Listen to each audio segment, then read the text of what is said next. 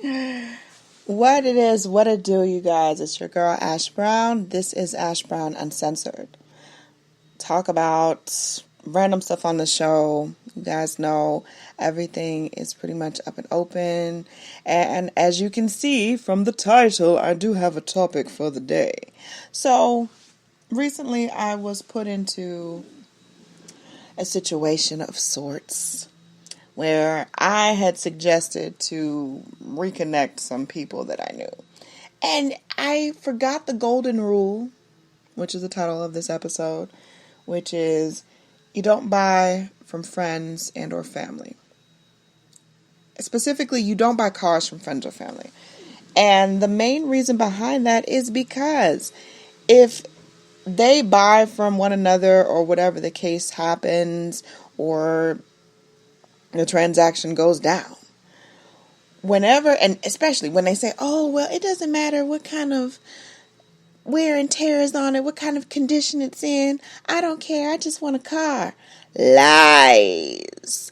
Lies, lies, lies. The lie detector determined that that was a lie. It was indeed an untruth. They don't mean that. They don't. Because the minute that they buy that car off of whoever, or even from you, the minute that something's wrong or something's problematic and more expensive than anticipated, it is your fault. Oh my God, I can't believe. And so that's what happened to me. And I had reconnected these individuals. And now it's my fault that, oh, well, you suggested I had contact with so and such, and look now, this car costing me X amount of more dollars, and it was more than what I wanted to spend, and yada yada yada. I didn't tell you to buy this car for that person. You had free will to say, you know what, probably not going to be for me. I appreciate the thought. I do appreciate the thought, but it's probably not going to be for me. But you didn't do that. You didn't do that. And now you want to blame me. And now you want to be upset. But it just goes back to show. People, when I sold my car years ago. And I haven't had a car since. And it has been one of the most freeing things, honestly. It's been free. Insurance is insane. It's absolutely insane. But when I sold my car, I, at the time, had a friend of sorts who wanted to actually purchase my vehicle. I knew good and well there were a lot of things on my car that I did not keep up with and I should have replaced, but I didn't because, you know, sometimes you're trying to just save some money, save some dinero, some dollar bills. And I sold it to, honestly and truthfully, I sold it to Carvana. They come and get it, they hand you a check, everything's good. So when this person, I talked them down and I told them, yeah, I'm not selling it to you because I value our friendship, our connection, and I don't want it to get pulled into a situation of we're not talking and people are angry and people want their money back and all kinds of stuff and oh, you ripped me off. I don't want to be put in that situation again because I've done that before. Not fun. So when I told this person that, hey, no, I'm not going to sell the car, I'm going to sell it online to Carvana. And I was like, oh, well, you're going to sell it to Carvana. You ain't going to sell it to your people that need one. I was like, well, you have 2 other vehicles, correct? Okay, well, what's the issue? What is the problem? Sometimes some people, they bite off way more than what they can chew. You're already not taking care of the 2 vehicles that you do have. God bless the money that you could actually supply to pay me for my car, which is in good working condition, minus some minor details. Some things need to be replaced, you know, some things.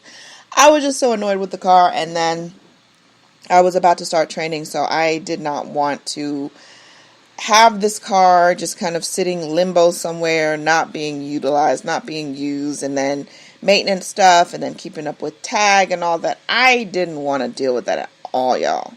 At all. So I decided that I was just going to sell it. And that was the best decision that I could have done. But heck no, I didn't sell. I'm so glad I didn't sell it to that person because we ended up not being such good friends anyways. Come find out, they were just sitting up there trying to just get some mojo. Trying to get mojo.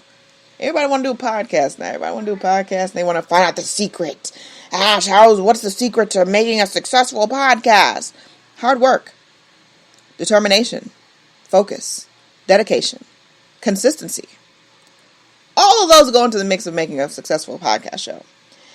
One of which that I'm so proud of. Over 1,700 episodes on Ash Said It Daily. Amazing. That wouldn't be possible if I didn't stay on top of my stuff.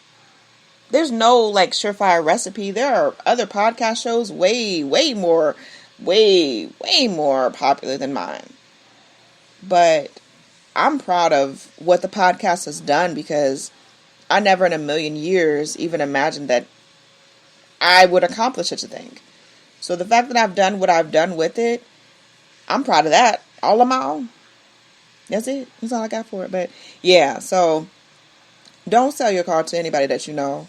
Sell it to somebody that you have absolutely no idea who they are. Somebody that you're not going to see again. That includes coworkers too. So coworkers, fellow volunteers, people from your church. Don't sell to those people. Do not, because it's going to be a headache and they're going to pull you into the mix. I guarantee it 100%. It's happening right now for me. I'm not making this stuff up. Not in the least. So that's all I got to say. That's all I got to put out there. But I appreciate y'all. I love y'all to pieces. Thank you so much for all of your love and support. Keeping in mind, anyone to tell you that you can't do what you want to do. You look them square in the face. You tell them, don't believe me. Just watch. Watch what I do. Watch me make it happen. Watch me make history. That's what we're doing this for, the history books. Social media is nice, but real life is way better. I'ma holla at y'all later. Deuces.